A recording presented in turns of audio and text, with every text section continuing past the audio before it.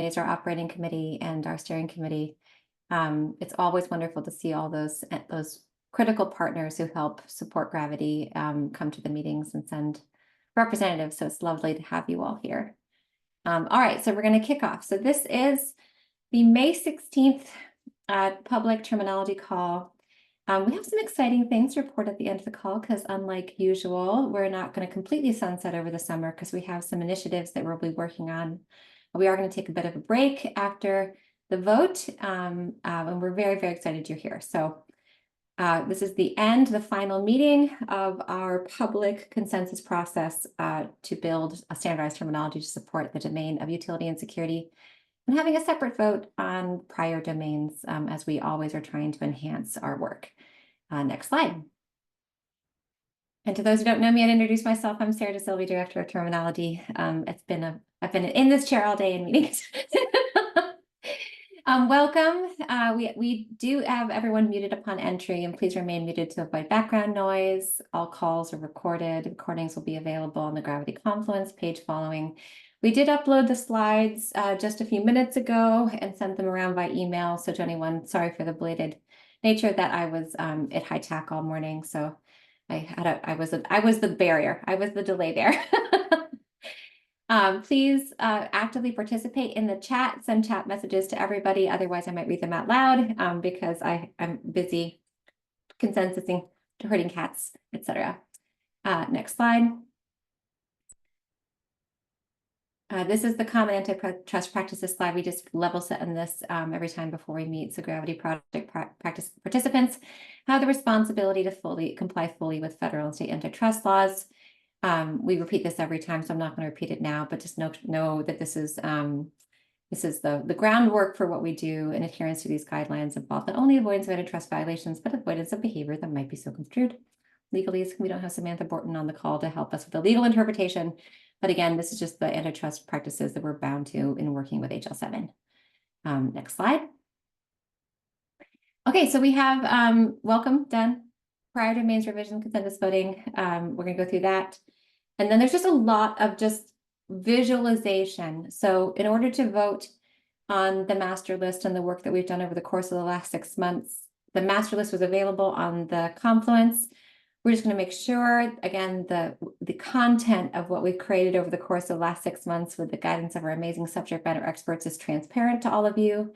I'm then going to go into the just kicked off and exciting work on program enhancements and program classification. Program enhancements is going to involve some summer homework if anyone wants to do it.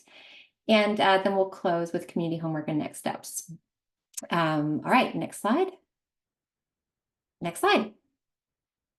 Again, tomorrow is the deadline for submitting concepts on the Gravity digital literacy concepts to the IC10 Coordination and Maintenance Committee meeting. Maintenance Committee. You can get information on how to do that on the Confluence. Gravity's technical work stream meets from 1 to 2 Eastern Standard Time. We've been having some really great conversations regarding the capacities within FHIR to generate inferences and diagnoses, and whether or not the ecosystem's ready for that capacity, or whether it's even how it's aligned with our data principles. So very interesting philosophical and technical conversations happening on Wednesday, every other Wednesday from 1 to 2. I do want to invite all of you to the pilot implementation work stream. The last Thursday of the month, this meeting on May 30th.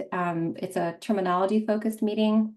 It's going to be we're going to have a member panel, and the topic of the day is discussing outcomes and interventions. So we actually just talked about this in high tech this morning. Health equity is not just the documentation of social determinants of health data, it's analyzing them and being accountable to the findings. And for a host of different reasons, our members and implementers are accountable to assessing outcomes. And so we want to represent to the public at large all the ways we have conceptualized and anticipated a need to think about outcomes evaluation in Gravity terminology. And we're going to do a high-level overview of some capacities within FHIR. And then we'll come back in June and do a deeper dive into the technical capacities of the IG to discuss outcomes. General orientation, outcomes was a Wayback in the Wayback Machine activity that we submitted to ONC as one of our US CDI SDOH data elements. We did not, that one did not advance because it wasn't thought mature at the time. But we've always thought about outcomes because what our third use case is that aggregating data for purposes beyond the point of care, right? So the meeting on May 30th is all about outcomes and interventions, and we welcome you to come. Again, centering member leaders at Kaiser Permanente and their partners who help them work on outcome strategies in the name of population health. So come on and join us, and we look forward to seeing you there. Next slide. Again, we just mentioned the third use case. So our other use cases: documenting social care data, patient-client encounters, tracking social care interventions to completion. And again, this ever so critical one in the name of health equity, which is gathering and aggregating social care data for uses beyond the point of care. So not all outcomes are aggregation of data. So sometimes outcome is just permission. We'll talk more about that again on the 30th. But just note that this has been a longstanding use case and focus of Gravity from our onset, because you can't get to health equity unless you think about outcomes. Oh, yes. So that was one of the options, Mark, was the delta between two assessments. Yeah, that was Mark, of course, was welcome, Mark. Mark was one of the helped author the original submission. There was a host of different ways we conceptualized outcomes, but definitely that was one of them. And a lot of them will be revisited in the call on the 30th, and then again in June. So look forward to all of you coming back. And look forward to continually centering outcomes and hoping maybe someday we'll be ready for USCDI again, Mark. I know I keep on pushing the I brought it up in high tech this morning. I don't know if you heard me, but I keep on driving it, I promise. Okay, next slide. All right, so roadmap, next slide. We're going to reiterate, this comes in the homework again, but so we're closing our utility insecurity session today. And again, I want to say this a million times, we couldn't have done it without our amazing subject matter experts. We couldn't have done it with all of you. It's a really robust and thoughtful collection of data to identify, assess, make care plans around, and intervene on the concepts of utility insecurity, energy insecurity, and water insecurity. And we are ever so grateful for all of your support. Just thinking again about, the things that we collectively are able to name within our work that were not named prior. When you look at this list of concepts, I always think of the stories we'll be able to tell that we couldn't tell before. I think about, things like writing shut-off letters on a regular basis for my rural patients. And I'm just incredibly grateful for all of your work. We're going to have a briefer than usual sunset, like public call sunset. You can see program taxonomy is continuing throughout the summer, and we'll center on this meeting. We'll talk more about that later. In the fall, reconvening those 3 domains, coding for food, which is enhancements on top of food insecurity. Again, those HCPCS codes for critical food medicine initiatives, language barriers, including the full spectrum of how we conceptualize barriers to language that are imperfectly and insufficiently addressed by current standards, and then history of legal involvement in incarceration. That one elevated specifically from implementers. Again, we are an implementing society now, so a lot of what we're doing is no longer just conceptual, and our members and implementers asked us to elevate history of legal involvement in incarceration because of the requirements across many states to collect this data and the insufficient standards to support that documentation. So coming soon to the fall.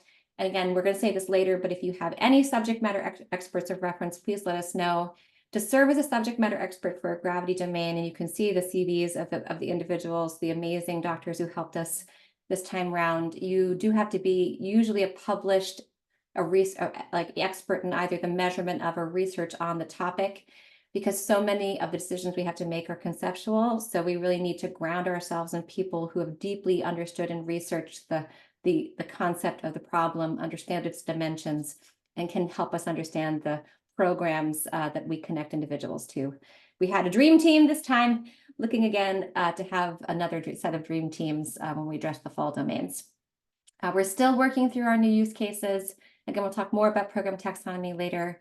We are working through our STU updates also on the roadmap. We did talk about implementation affinity group. Next topic we already covered.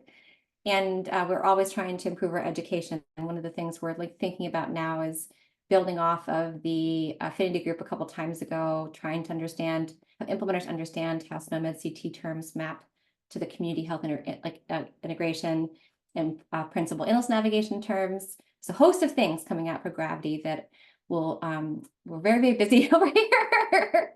And I hope this roadmap conveys it. So again, it's going to be a busy summer, and for the domains, we'll kick off again in August. Next slide. Any questions on the very busy roadmap? We're going to be going into more of the summer projects at the end of the call after the vote. I promise you all will have assignments. All right, next slide. Next slide. It is so exciting. We're at the vote. It's a big deal.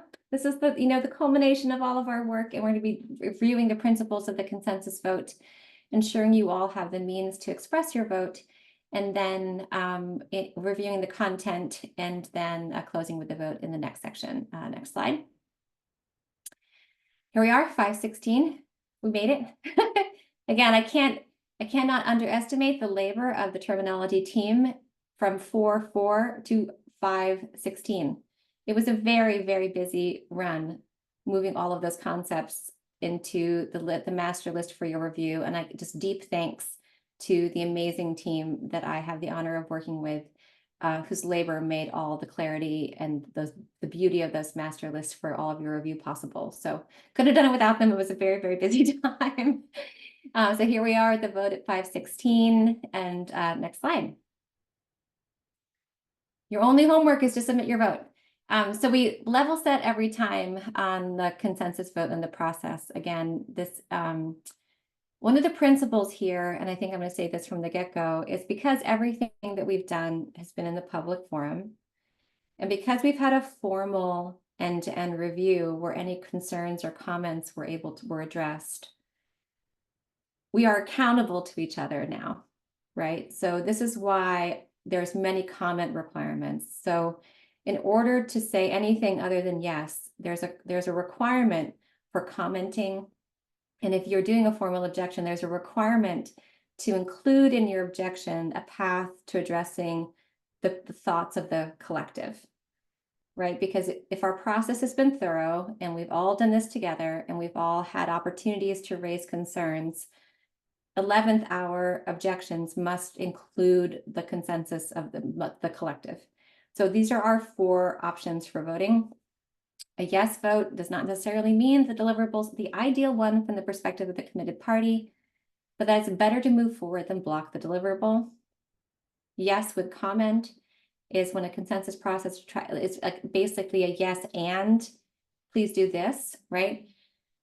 All comments have to be addressed in future revision of the deliverable, and you just email comments to gravityproject@hl7.org. And usually what happens with a yes with comment is that we bring it back around the next cycle.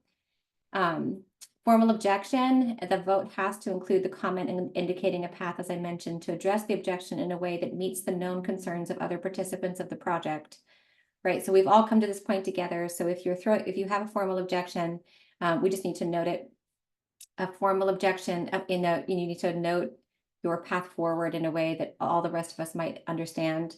And then a formal objection vote without such comments is considered an abstain vote. So if you object without an email by the deadline, which is 5/23/2024, it flips into an abstention. And an abstention is an individual decline to vote. So are those 4 areas of kinds of voting understood to everybody? Yes. Yes with comment, which is a yes and. Formal objection, which is a no, and this is the way I feel like I can go forward with everyone's thoughts in mind, and then abstain. Okay, we're good. All right, and we're going to repeat them again and again, but we want to make sure we head them up ahead of the time. Next slide.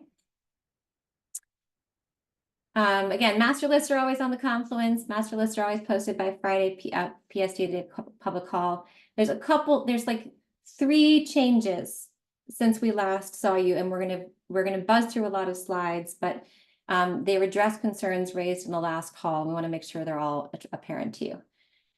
Next slide. And if you have concerns with them, that's where yes with comment comes in. If you're like, actually, I don't like this, we'll figure it out. Next slide. You've seen this, it has not changed. These are the updates to the legal aid and medical legal partnership definition in order to align with the new ACF RFP and the first kind of federal definition of MLP. Next slide. This was things that we forgot. One of the things that implementers help us understand is whether or not we have the right concepts to direct people to actually get help. And we had all of the HUD housing, housing choice, Section 8 housing voucher concepts, but we didn't have public housing agency, which is where you go to get those things. So, and we also didn't have tribally designated housing entity, the TDHEs, which is where you go if you are a tribal member. And so we had to build those concepts, and we have federal definitions for them. And so that was just a gap. Again, implementers helping us understand that you have these programs, but you don't have where I navigate the person to in order to get them. So this would be the best to refer to. Next slide. And then these are the new, I mentioned them earlier. These are the new calendar year 2024 Medicare physician fee schedule HCPCS codes to support SDOH risk assessment, community health integration, and principal illness navigation. Of note, these are all very clearly centering and focusing on social determinants of health. There is one of the new Medicare codes that is not in here, and that is the one that's specifically focused on behavioral health, mental and behavioral health, and that's just not within Gravity's scope, so it's not in here. But the three that are very carefully focused on SDOH are here, and so we wanted to make sure they were included in our value sets. These have been here for some time, and again, we're looking forward to having them of reference because I can say as an FQHC, the community health integration codes are already being employed daily in my practice, much to the happiness of the bottom line of my tiny, tiny, tiny FQHC. With very, very important codes for the work that our community health workers do to address social risks. And we also are using them in partnership with our community action agency, for example, our community partners in collaborating care. So very, very grateful for those codes. Next slide.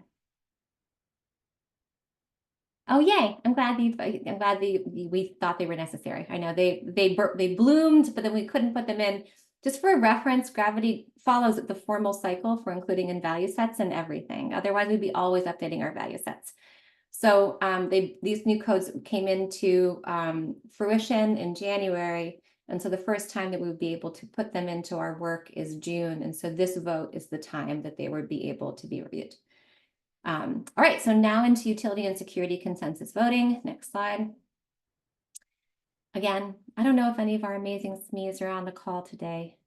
I did not see any of them. We have Dr. Hernandez. Diana, hi. So grateful for you. Oh, we also see my friend Asha's on the call. Hi, Asha. This is what happens when you scroll down. I've been in 2 calls with Asha today. Just a level setting and deep gratefulness, and I think probably all of us feel a collective gratefulness for these 3 amazing researchers and advocates. And I think in the full spectrum of what it means to be a subject matter, I'm getting emotional, sorry. These 3 individuals are not only researchers, leaders in research in the field, but leaders in advocacy. You know, they take it to the hill repeatedly, both on state levels and national levels. Deep advocates for equity and for energy equity, and just incredibly grateful for these 3 individuals. I will miss them very, very dearly. Luckily, I know I can call on them whenever we need to, but incredibly grateful. And again, I think I said this in the beginning, but Dr. Frank was a mentor for me on my master's thesis a long, long time ago, and it was great to reconnect to Dr. Frank on this concept. So, way back in the Wayback Machine, I reached out to my hero, Dr. Frank. So thank you, subject matter experts. We couldn't have done it without you. A round of applause. We appreciate you and value you, and we will miss you. We have a couple more meetings with them, but this is our last public thanks to them. Next slide. All right. Again, whenever there's no change, just for the purpose of transparency, given that we are having a vote, we're just going to go through the slides. And we're going to settle on those areas where end-to-end review comments triggered changes, and there's just a few. Next slide.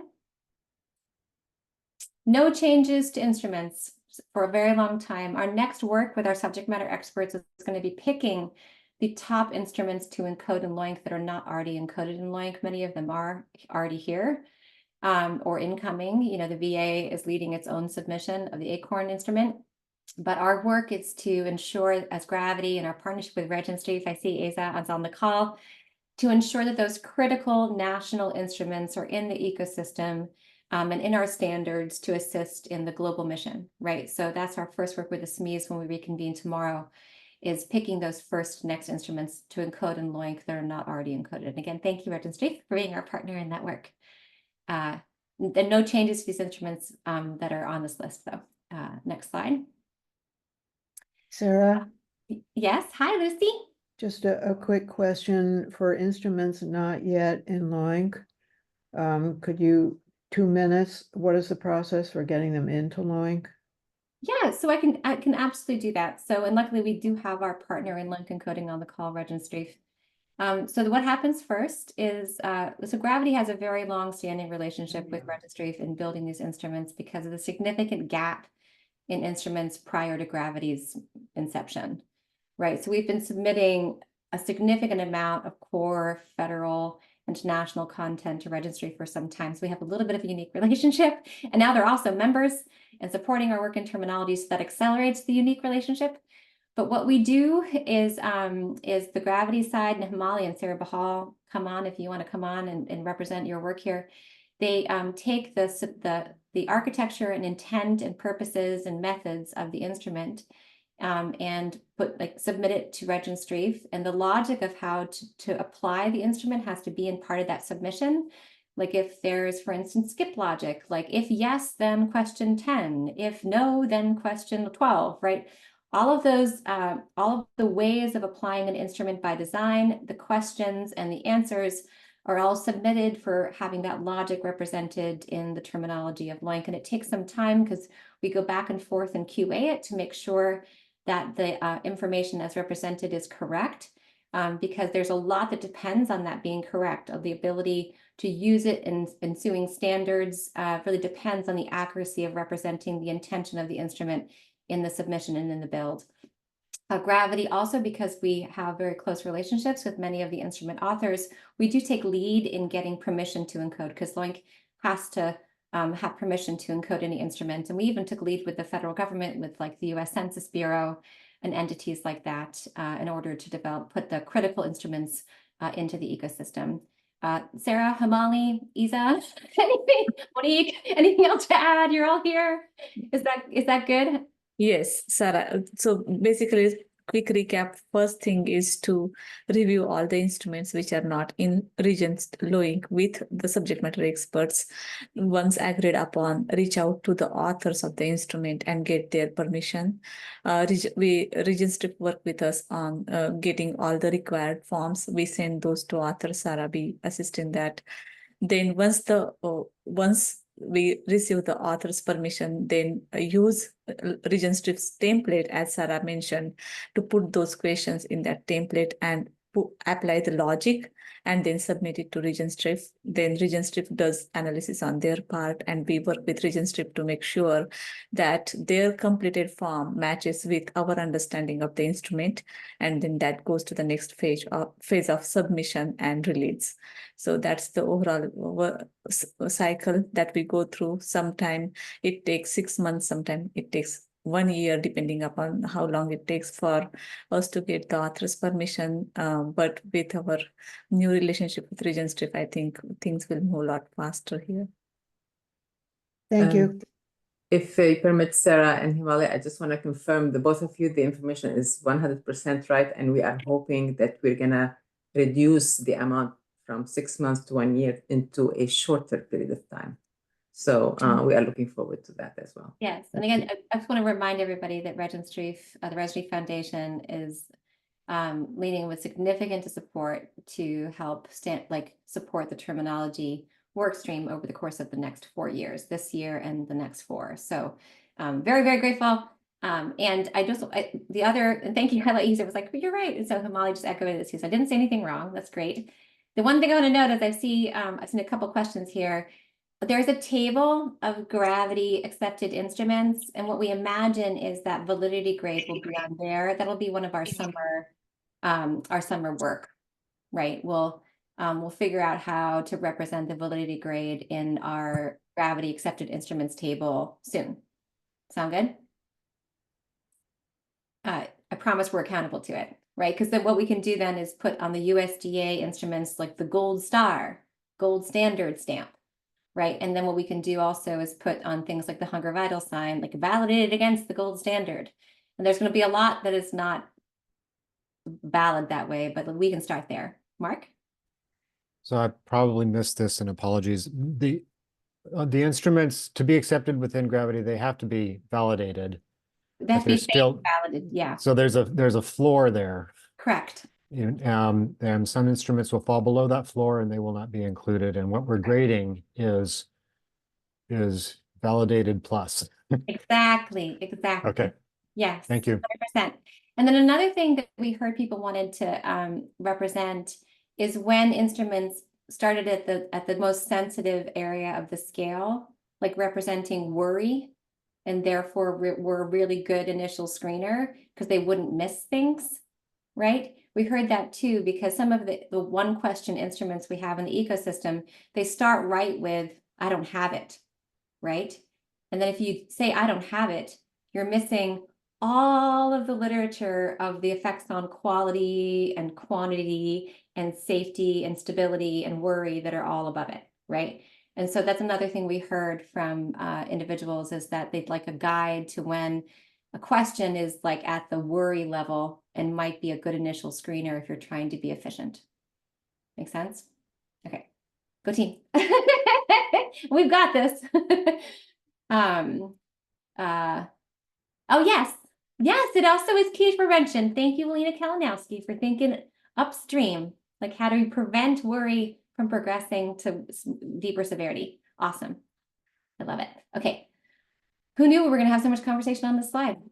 Okay. I never put it past us. I did not say it would be a short call today. I did not even say that. Next slide.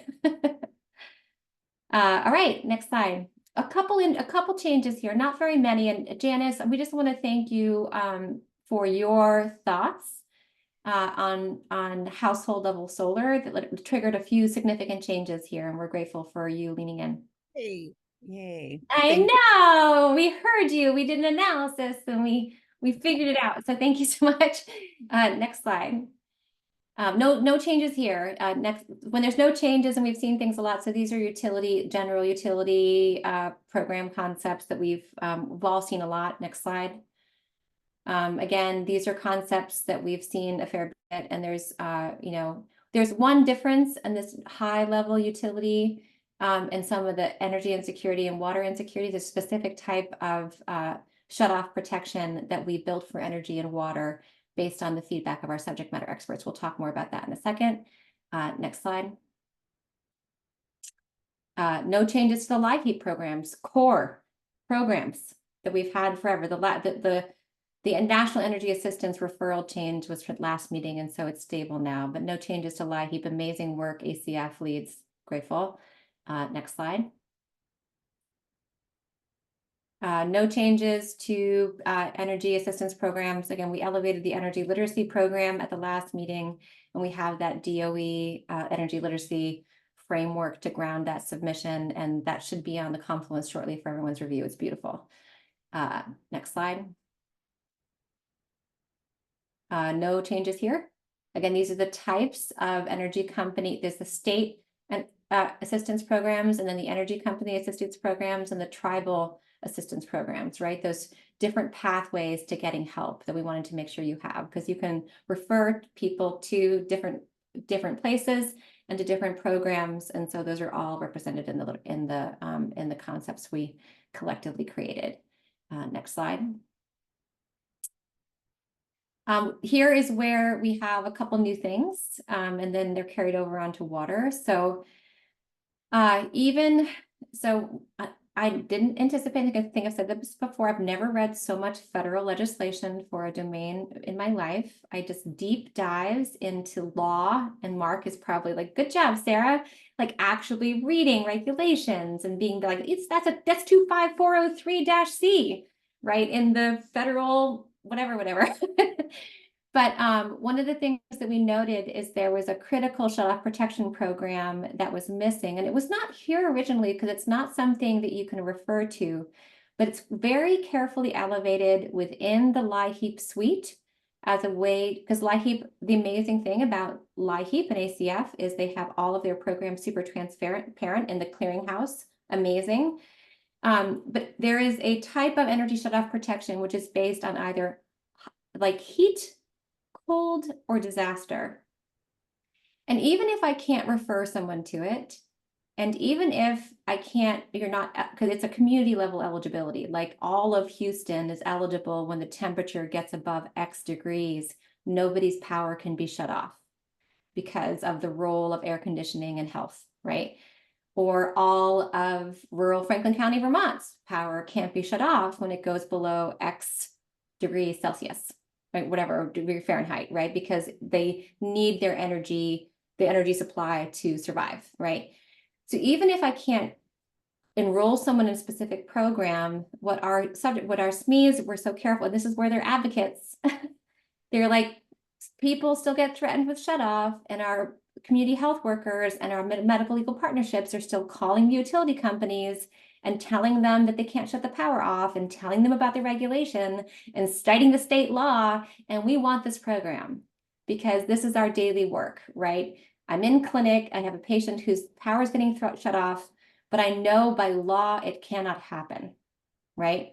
And so we're not going to build a refer to X energy shut-off protection program based on qualifying weather event concept, but we did build an education about concept because from an advocate perspective, this is what's happening, and our SMEs were very clear, like, this happens every day, that we connect people to resources to assist with elevating on this problem. So does that make sense? It's like a community eligibility based on the weather, but it's often not adhered to.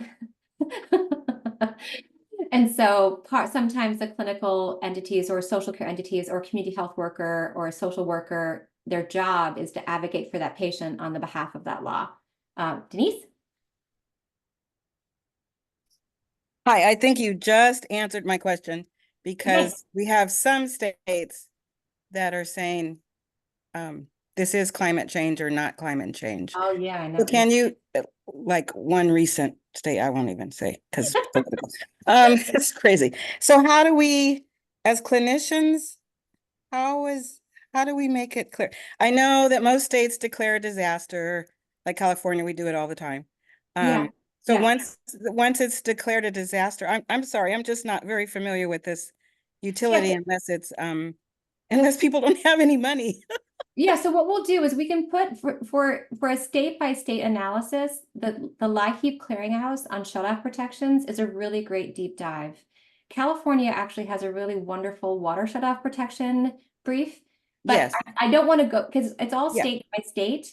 I don't want to get into the specific. I can't possibly get No, into the specifics of different, but we'll put into the chat the LIHEAP page that details all of the different state level shut-off protections across those different areas. Heat. Okay, I won't do a deep dive like you because you're brilliant, but that will help me and I'll do that. So put that in. Right, And and it's good for all advocates to have. And we also have a really nice blog we can share that was a legal MLP project and a blog of all the different ways to prevent water shut-off protection. All of these are actually in the references in, yeah, I mean, they're in there in our, happy to put them wherever you want them. Okay, I'll dig deeper. Yeah, because in order to build this concept, we have I have a Vermont, a Texas, and a LIHEAP in an ACF reference, right? By law that we're going to use to submit it to SNOMED because I have to be like, this is how it's operationalized. So we have all that on hand. Happy to help you. Okay, thank Lucy. you. Okay. Yeah, great. Go team. Lucy. Hi, Lucy. Yeah. Hi, I understand environmental disaster. I'm wondering why environmental has to modify temperature. Is there some other temperature? We might not need temperature in the definition. You're right. That's a good thing to question. It's like whenever things aren't critical, we can always resolve it after the vote. But I hear what you're saying. But we were trying to say like not temperature in the house, but a temperature in the environment. Yeah, that was the thing. It was from the outside. Yeah, that was the hope, is to convey that it's like, Not that your air conditioner isn't Yes. working or. yes, it's not the household temperature, it is the environmental temperature. That was our hope. Okay, thank you. Okay, so, okay, good. Maybe we're, okay. Any other questions? I'm kind of losing things in the chat. Oh, great, great. Okay, I see all these. Oh, here. It could be Okay, well, weather. look, so Elena, I'm gonna look at what you offered just so I can figure out what that is. But thank you. It's never too late. We're a continuous project. The other thing I want to note on this slide, I think are we good with energy shut off for that qualifying weather event thing? It sounds like we are. The other thing that's new, again, this is Janice, thank you. Right, so this caused an incredibly deep dive into the federal Solar for All initiative, right? All of the legislation and all of the different ways Solar for All is operationalized. And again, I feel like Diana Arsme, every time I reveal a new concept to her, she's like, I just wrote a paper on that. It was published on Tuesday. This is classic Dr. Hernandez, by the way. Thank you, Diana Hernandez. Just so grateful for her brilliance. But so what we recognized is that Solar for All, which is the federal initiative to increase solar to low-income households, has two different ways it's operationalized.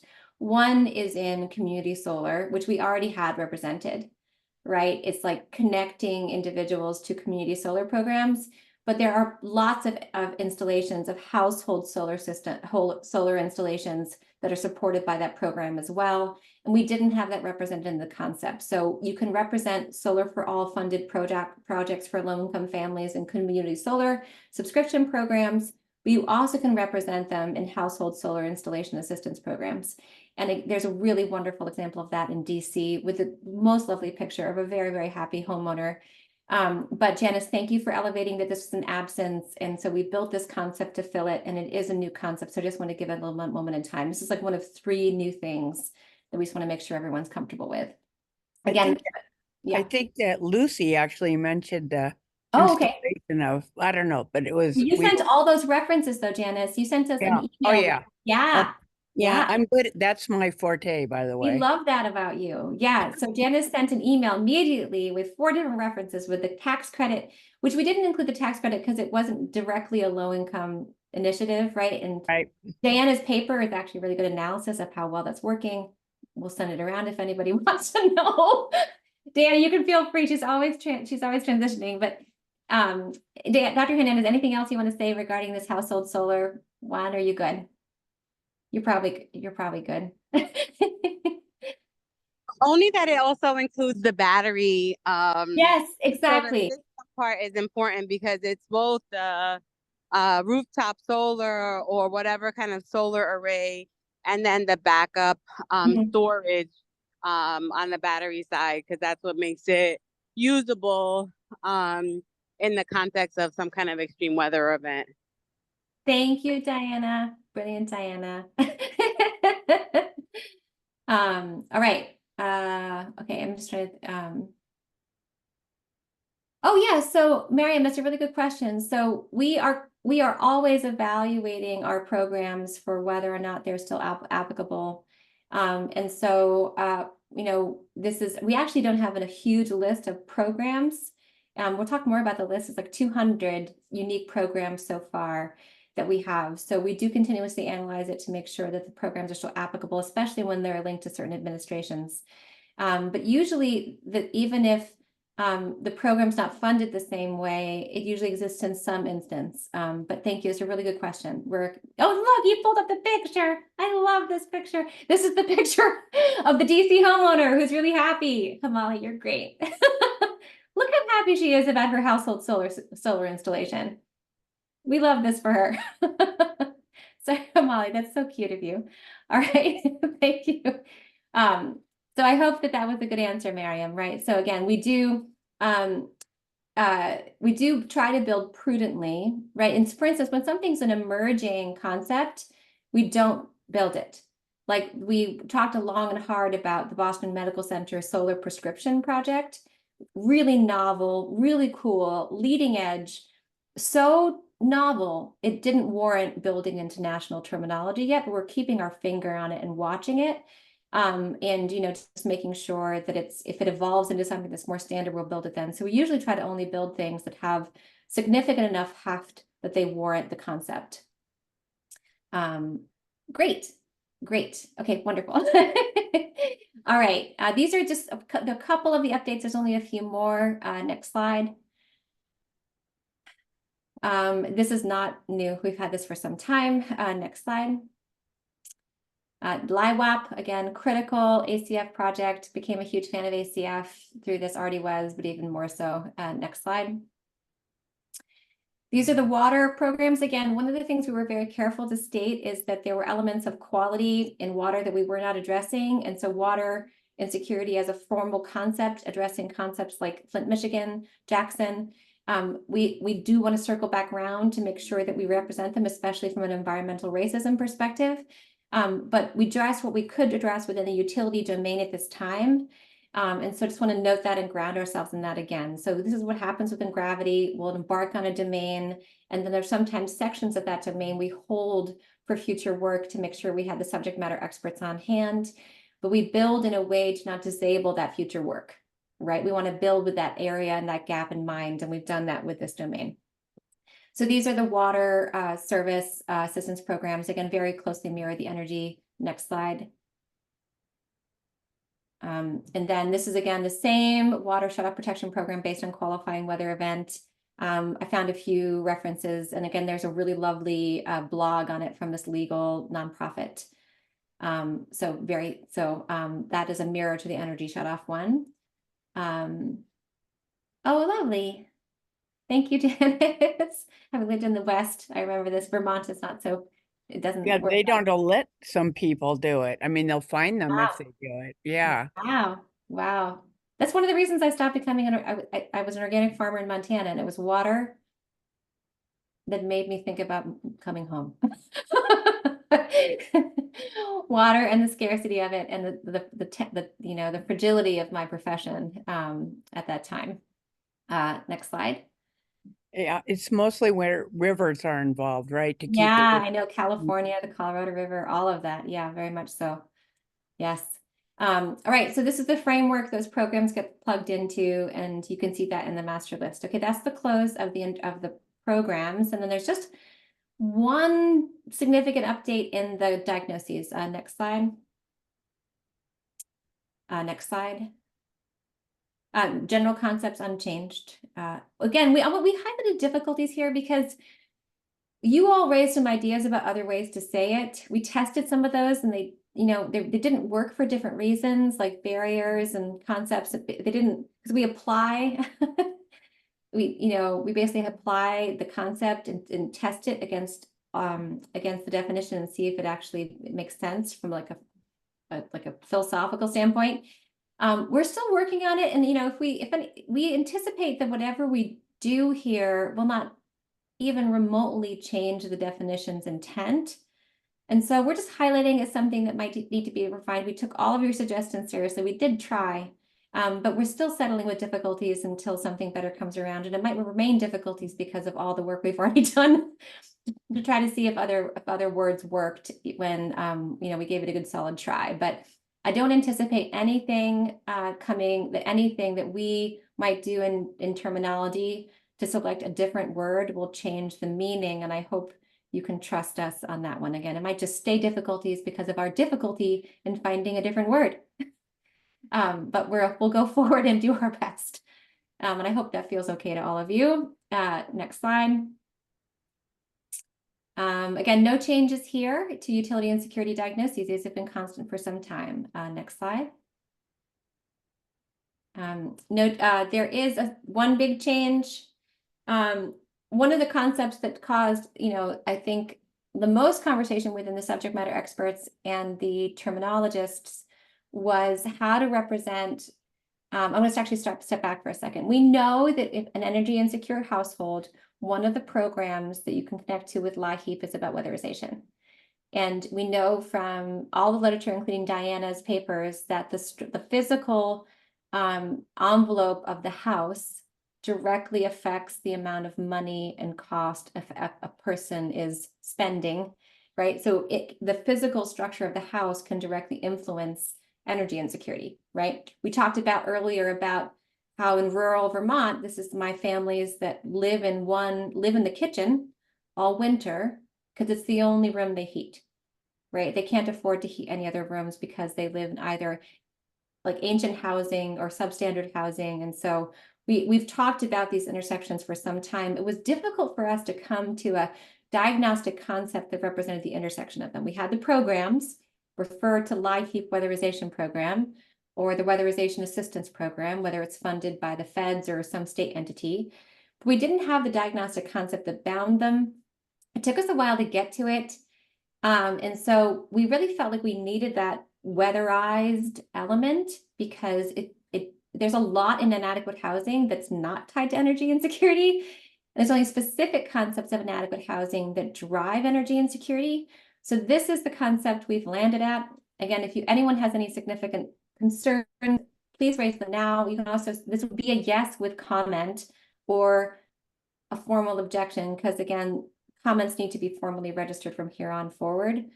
If they want to be included in the vote. But we talked about this last meeting. We brought it back to our SMEs. We hashed it out.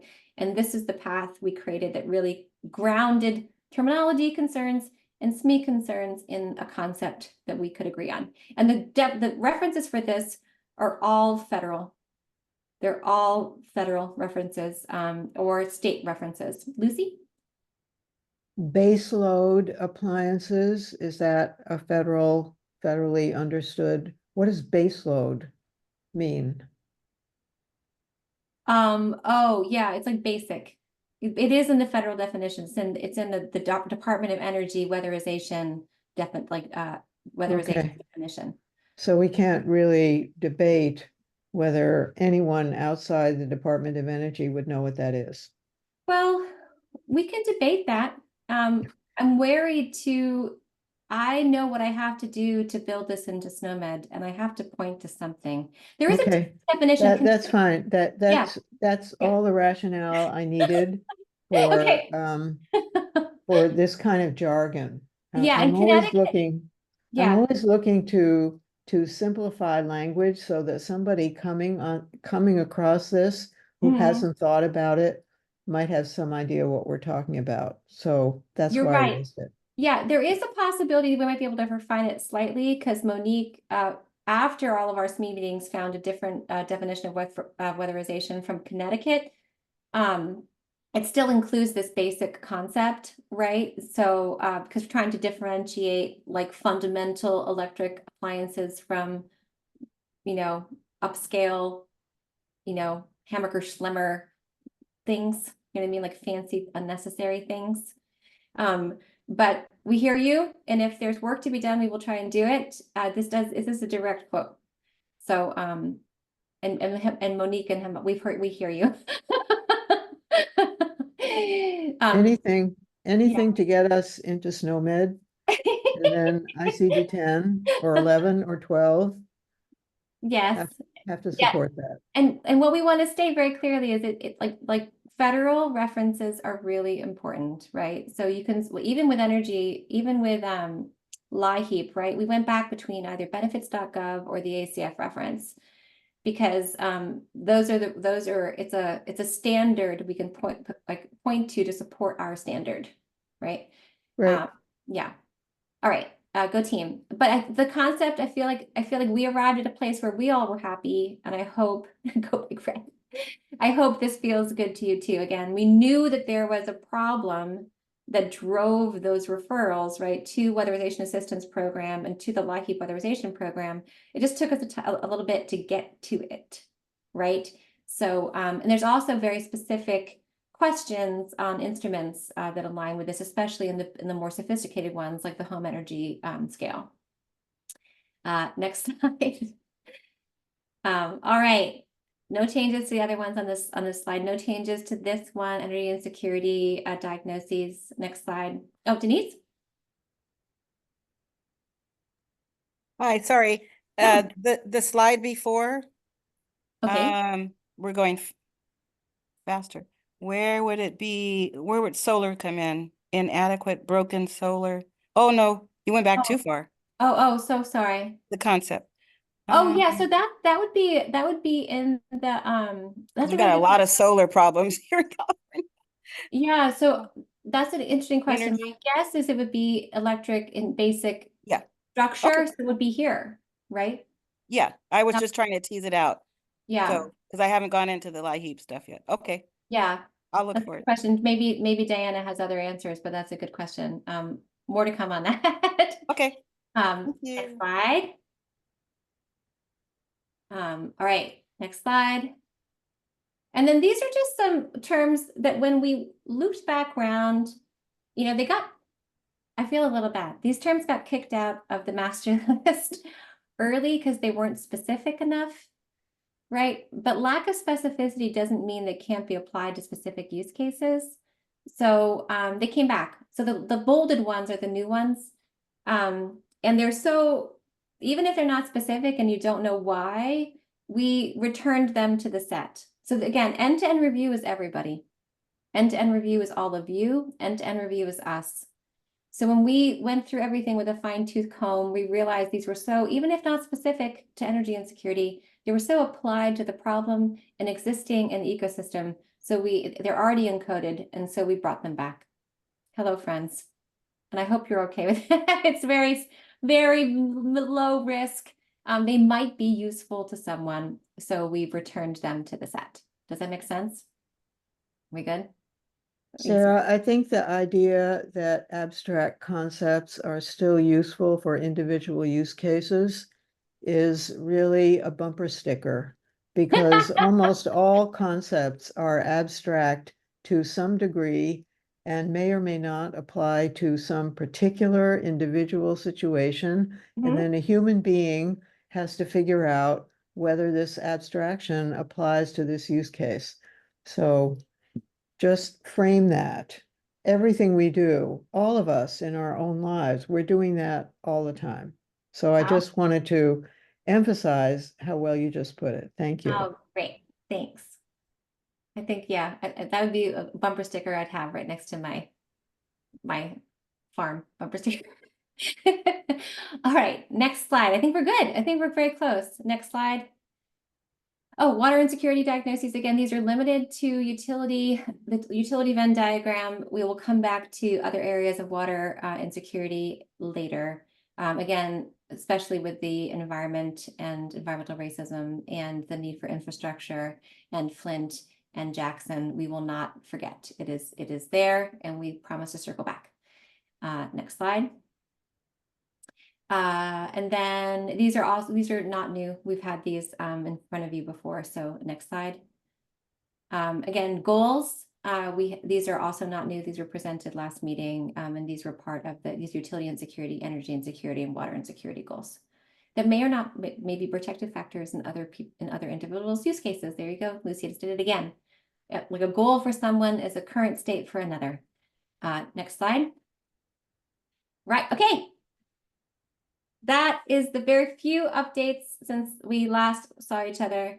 We are now going to go into vote, and we are on time, and it's amazing. And then we'll close with some summer teasers. Any questions on what we just presented? No. No, I just want to say that I was doing research while we were talking, and I did put in a paper above that really gets into the weeds about some of this electric utility disconnections, but it's Yeah. so I don't know if you looked at their lab, the Energy Justice Lab, they probably. Yes, we did. Oh, you did? Okay, Yeah. yeah. Because it was interesting. Sometimes people will be kicked off for $50 in Colorado or 200 in New Jersey. It's different in every state. But Yeah. there was a caveat on one regarding temperature. If they owed over $500 in arrears, even if they reach it. So there's a little note on one of them that you have to look at even if it's a federal, you know what I mean? So that would end up in court somewhere. Oh my Lord. Oh my Lord. I find that really frustrating, but yes. Yeah. Yeah, so I don't know if it got in there, but the LIHEAP disconnection disconnect, shut off protection policies by state is a great meta reference. And it does hyperlinks to as many of the state regs as you can get to. So incredibly nerdy deep dive. All right. Are any other questions on the elements we're voting on today, both in prior domain revisions? And Miriam, that's a good example of circling back around, right? So some of the vote is things that we missed and things we're changing from previous domains, and some of the stuff is new, right? So example today, we have 2 votes, one on previous things, one on new stuff. All right, next slide. Oh, thank you, Janice. You're great. Okay, next slide. Okay, so revisiting, we wanted you to have, and Sarah Bahal, thank you for always so thoughtfully constructing the slides. Sarah Bahal's amazing. We absolutely adore her. So she knew that you'd want the consensus voting approach before we entered the content. So she put it there. She also knew that you'd want it after so we could actually do the vote. So revisiting again with all those concept and consensus voting, the yes with comment, formal objection, abstain, we're now going to go through and make sure that you all have the links and the resources to actually complete the vote. Next slide. All right, so the way to vote, and some of you are veterans in this, have been through every vote in 5 years. And some of you are new, but you complete the Google poll by tomorrow, 5 p.m. Pacific Standard Time and 8 p.m. Eastern Standard Time, May 17th. And it's by following the form, the Google link, and Sarah's going to put it in the Slack.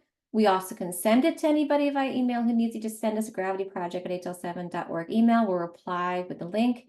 And then you have till tomorrow evening, afternoon. There are the items up for vote are the amazing work that you all helped spearhead, and our SME has guided us through on the utility and security master file.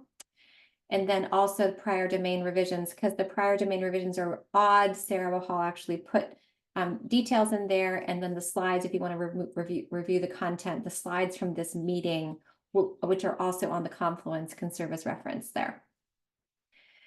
Must press submit for answers to be recorded. Please make sure that you do that. And just a note, we do give you time to send in those emails. So if you are voting yes with comment or formal objection, remember you have a week to send in email comments to gravityproject@hl7.org. Again, any formal objection has to include a path to addressing that objection and your concerns that takes into the group in mind, given we are a consensus collective in a community. Any questions on timing, on how? Sarah, I'm just doing this and I discover I have to vote twice. So Yes, I just always let say people that know. every time. Click twice. Lucy, you beat me. Okay. Yes. So sorry, Lucy, I usually say that every time. And I was joking with Sarah that some people have to click twice depending on your Zoom. And we're just gonna give a moment for everyone to vote. If you want to vote now, I'm just gonna give a little moment. There's no, Elena, there's no cool music like there is in some of the apps that we do collectively. I mean, I can always get my Spotify playlist going. I know. I know. Again, thank you, Sarah Bahal, for crafting a beautiful vote. All right.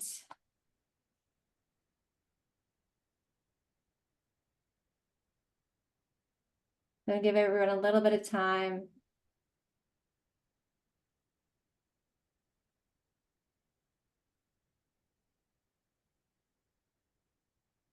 Oh dear. Jeopardy, no Jeopardy. But that puts the heat on, Mark. That's why I initially thought Jeopardy, and it came to mind because I am born in 1975, so everything has a Jeopardy soundtrack in my head, because of Alex Trebek, right? But then I realized that we were doing this collective initiative for the discovery, payment, and reporting use case, and one of whatever Moreau board or whatever we were using you could pick your music, right, Elena? Yeah, and you can pick nice chill tones. Oh my gosh, I know. It was like you could DJ. You could It was really impressive. I was like, wow, this is a pretty good user interface. Definitely, like, it was a definite contrast to just like, pregnant silence. I know. So it was like this little like slow vibe music that was very, very sweet.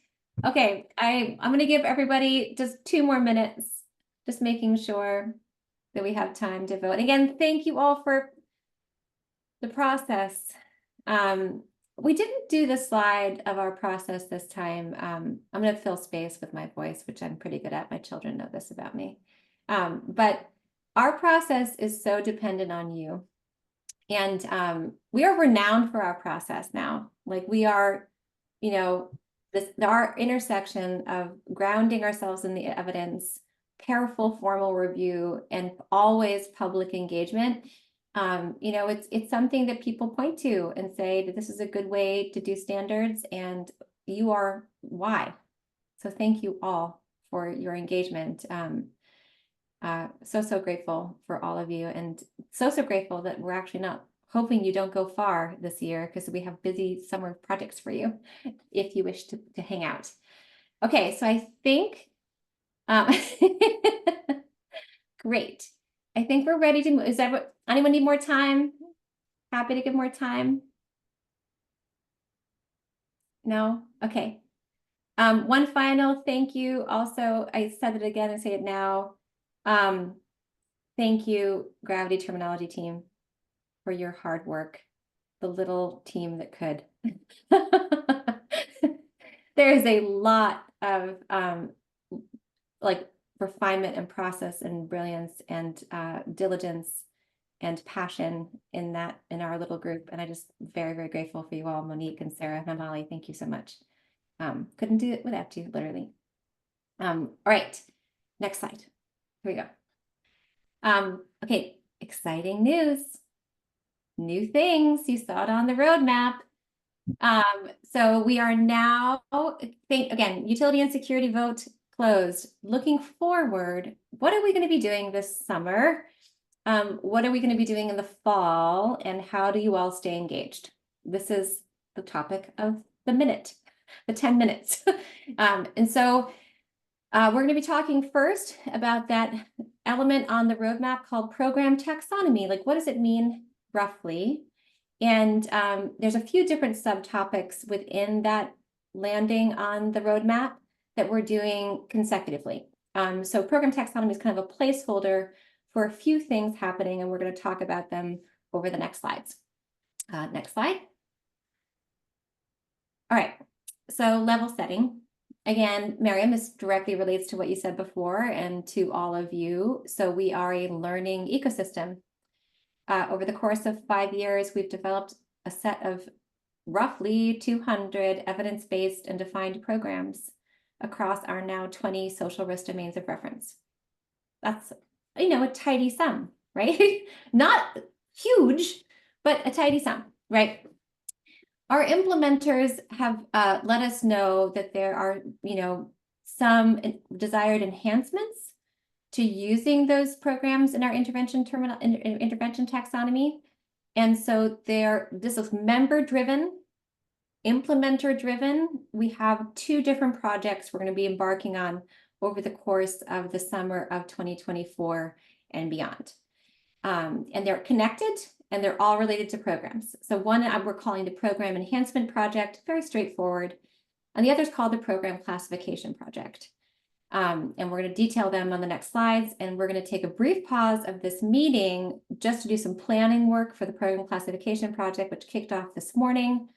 And then we're going to restart the terminology meeting in the summer, which we don't usually do, to give a forum for that work to happen, right? We're not going to sunset until August this time. We're going to keep the terminology meeting going after we take a brief pause to do some build and planning work. Okay, next slides, we're going to be going through those 2 different areas. And for any member, you know about these things because we've talked about them in our governance meetings. And so, but this is the first time the public is really getting a deep dive. The Program Enhancement Project is really, so Monique was calling this kind of like a gap analysis. That's really the heart of it. We've produced 200 rough programs with definitions in this meeting. which today has 32 people. Sometimes it has bigger, like more people. But we really want to we've heard from our members that there's gaps, in implementers. Like, I want my program is not in the list, right?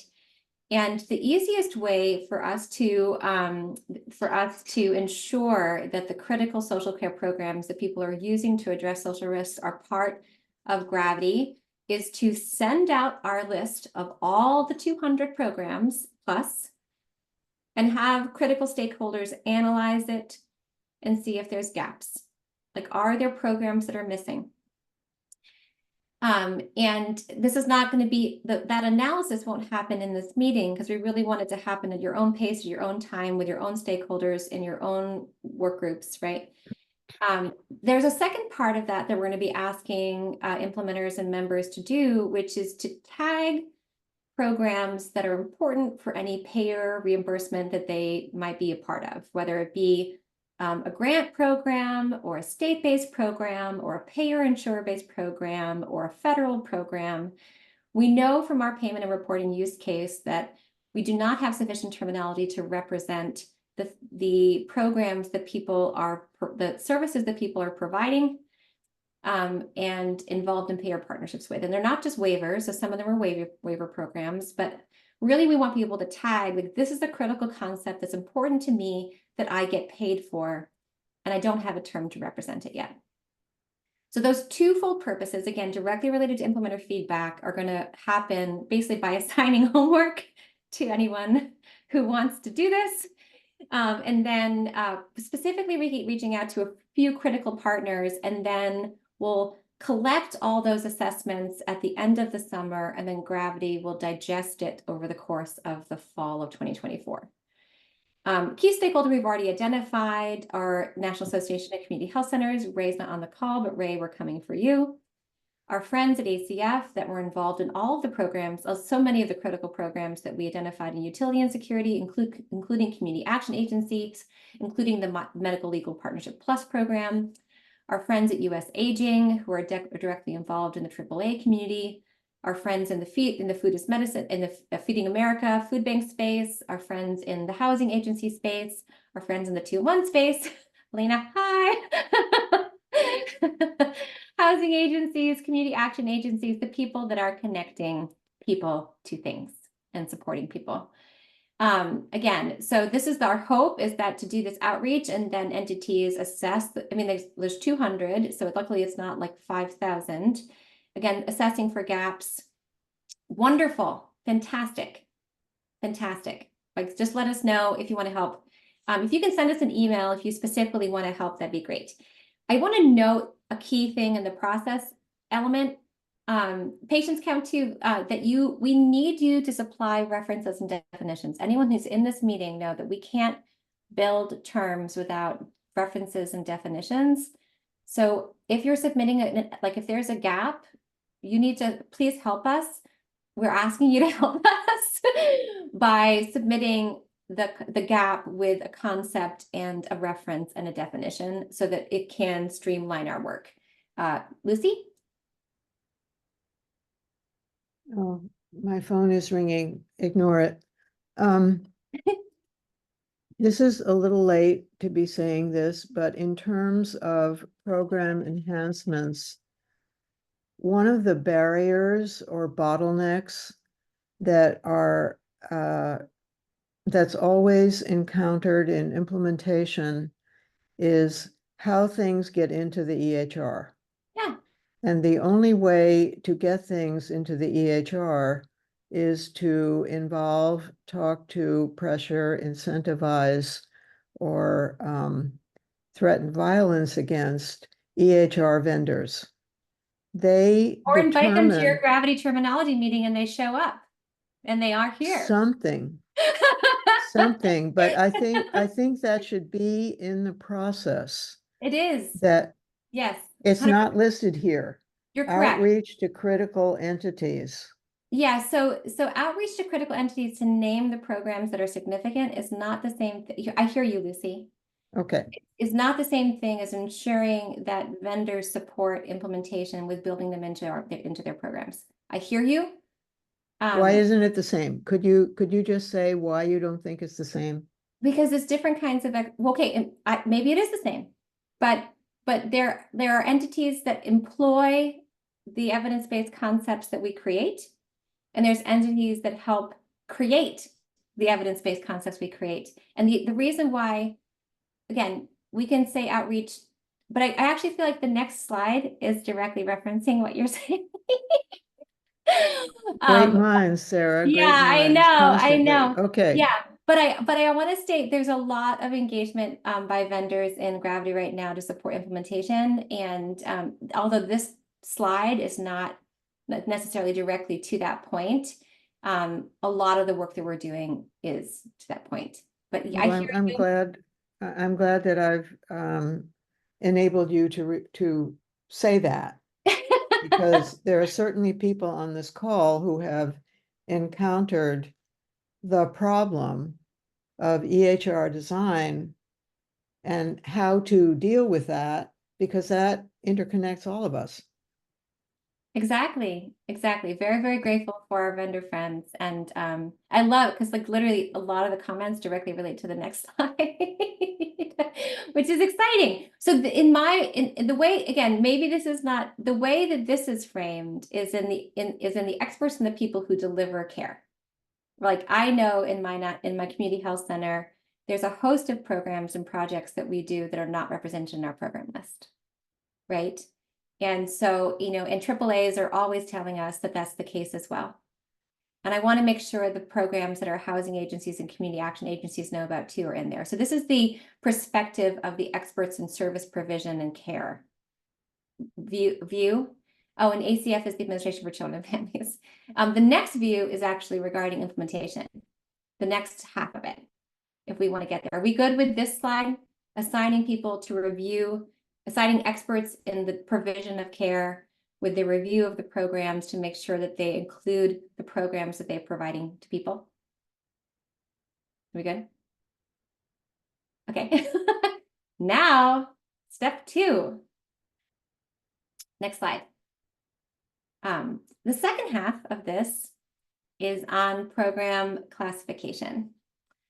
And that is directly driven by a desire of our platform friends to ensure they are leveraging Gravity standards in their systems, 100%. And when I say Gravity friends, I mean the meetings that we had this morning was with all of the Gravity members that were included in the chat. And the idea is to come to a consensus classification of Gravity programs in a manner that can support navigation and connection to services. And there are a set of different subject matter expertise that we're going to be leveraging. Subject matter experts in social care program classification, and these include experts from 2-in-1 LA who are helping us, experts from Find Help, experts from Epic, experts from Unitas, experts from 2-in-1. Right, our social care program classification experts are all the people that were just mentioned in the chat. It's fantastic. Great, so excited. And it's also going to include experts in representing classifications and standards, experts in Gravity programs, and experts in drivers and requirements for social care taxonomy and use. So the intent is to create an initial classification and then also to see how we can represent this classification and standards and really carefully analyze any requirements and drivers that any initial classification is not solving, because we're only doing Gravity programs. There's a lot in the HHS space, and in the social care navigation space that is not contained within Gravity programs. So we want to make sure that we're documenting the things that are outside of that. And then the thing is, everyone can be involved because it's going to be happening right here. This meeting is the forum where we will be bringing the findings of that work, 100%. So all of you are by design invited. So the SMEs, just like usual, will work on resolving, sticky wickets in the background. All of that evidence will be brought to this our public gathering for review and engagement by all of the various stakeholders. And then we will collectively refine and go forward. So the terminology public call is only briefly sunset. Yes, promise to. The one thing though is not all EHR designers have leverage classifications. But Lucy, we hear you. But not all EHR designers are leaders in classifying social care programs like That's because they haven't been asked. And that's because they may or may not have the capacity or interest. But involving only the leading one now, I think there's an optics problem. I hear what you're So saying. Please Yeah, think about it. Thank got you. it. Noted. Jonathan? Can you hear me okay? Yes. So Lucy, I understand what you're saying, but I just want to be devil's advocate. And I want to say that there have probably been people for decades that have been asking for some of this to get done, only to be like met with resistance. And so now that the fact that there's actually an opportunity to do this, like people are just hesitant to just be like, but we've been saying this for years. What's different now? Like, explain to me what's different now. And so I think that now that we're having all these conversations, specifically here in California around data sharing and TEFCA and all these things, right? And I'm starting to hear about how managed care organizations are starting to get in alignment with what they're measuring and like what that looks like. I think we just need to be patient enough to give people a chance to get their head around it and to just understand that they don't like change and they haven't been empowered to do a lot of these things. So I hear what you're saying, but I think that the fact that there are people that are showing up here to this conversation means they're open to the discussion. And I think that that's positive. I also want to thank you so much, Jonathan. I also want to note that it is absolutely the intention to include all. I mean, it's absolutely the intention by design to ensure multiple vendors from all different representatives are part of this meeting, right? Like this space is designed for that. That was the intention, 100%, right? And it's not just because there's a difference between, that's why it's happening in the public consensus space. That's why gravity's been chosen, right? Is the ability to synthesize and gather everyone into the same space to ensure everyone feels welcome. Honored to be that space. Janice? I just want to add on what Jonathan had written, because that's true. There's so many different EHRs among like community health centers, all these small little, startups and whatever. So it's like impossible unless they themselves, they should be aware of it if they're in the SDOH area. So that's the way they could be involved, I hope. Yes, yeah. And I do want to note, always happy. Please suggest other subject matter experts if we need them. Again, our next meeting is all about identifying what other subject matter experts we need in the room. That's where we're taking a 1-month planning. So if you have, again, just like with food coding for food, language barriers, any others, we welcome one, come all. So if there's subject matter experts in this work again, these are the 4 types of subject matter expertise we're looking into. Again, social care program classification, classifications and standards, existing gravity programs, and then in the global drivers and requirements for social care taxonomy and use. And there's already an amazingly robust list of people that they haven't formally accepted, so I didn't want to put them on this list, that will be joining us in this call when we convene at the end of June and beginning of July. So we're planning now from now to mid-June, and then end of June, beginning of July, we'll kick off really the program enhancement section of our work over the course of the summer. Thanks for holding us accountable, making sure that we're doing this equitably. Any questions? Pretty exciting to me. Very exciting to have so many experts in the field join us. Very grateful for our friends at 2-in-1 San Diego and for 2-in-1 LA for participating in this work with us. That's huge, and we're grateful and glad to have them involved.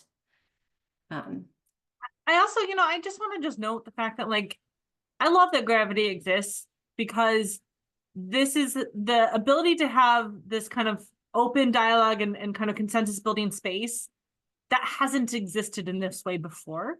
And we wouldn't have been able to tackle, whether it's utility terminology terms or this, this is, and Sarah, I just want to note, and it was already kind of noted in the chat, but thank you for being such a meaningful leader in that consensus building activity. And we're very grateful for you, holding all parts and multitudes. Thank you. Great, sweet. Thank you. Grateful. Again, this is going to be really exciting. Please stay with us. This is the thing. This is my teaser. It's not, this work, unlike usually we're not sunsetting until August. We're hoping you stay with us and join us in just a few short weeks.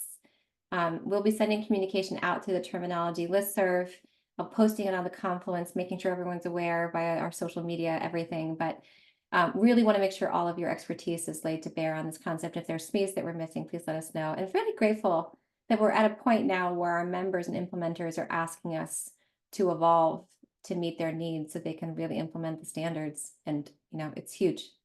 So grateful members. Thank you, all of you. All right, next slide. Whew. All right, any questions? Exciting times. Next slide. All right, next steps. Okay, next steps. Okay, so as always, catch up. Your major responsibility is to vote if you did not vote yet. You have until tomorrow to vote. That is the big homework. And if you have a yes with comment or a formal objection, send in those emails by next week. Again, we are not meeting in 2 weeks. We will not meet probably for 4 weeks, just based on the work we have to do to kick off the program classification work. Just know that submitting your vote and submitting your formal comment is the primary homework. And then next slide. We also just wanted to note again that we will reconvene in likely 4 weeks from now. The fall domain, new domains, language barriers, history of legal involvement, incarceration, and coding for food kickoff on August 8th, a little earlier. Partly because we recognize it was really hard to jam all of the work of end-to-end review into the careful review into the time frame we had. So we wanted to build another end-to-end review meeting. And we never go into December because no one's around. So we're going to start a little earlier, and the kickoff is on August 8th. And then if you have any subject matter experts for upcoming domains, please let us know. And again, to be a subject matter expert for Gravity, they have to be usually leaders of reference for domains and research about the domain or measurement of the domain for that topic of reference. We do review curriculum vitae along with recommendations. So just when you send a recommendation, if we can get someone's CV or a link to your academic page or a link to their research page, it'd really help us in assessing whether they are going to be the anchors that we need for the work. Again, thank you to Dr. Hernandez, Dr. Cook, and Dr. Editor Cuba for your work on utility and security. Next slide. And then, all right, how to engage. We will reconvene in 4 weeks. Terminology technical work stream, really interesting conversations going on there regarding the readiness for implementing some of the capacities within FIRE. Join us from Wednesdays from 1 to 2. Implementation work stream focusing on outcomes and interventions, exciting things for the quality nerd. On the 30th, please join us again. Thank you to Civitas for supporting that work. And thank you to all of you. Finishing on time, tackling sticky wickets together, and we will see you in 4 weeks, kicking off the program classification work. It may be 6 weeks, depending on how the planning work goes, but the planning committee is meeting again in a week to get things going. And thank you all for your engagement, and we will see you soon. And we hope you have a lovely Thursday. Couldn't do it without you all. Bye. Bye. Thank you. Thank Bye-bye. you, Thank you. Sarah. We Thank care you. about you. Thank you.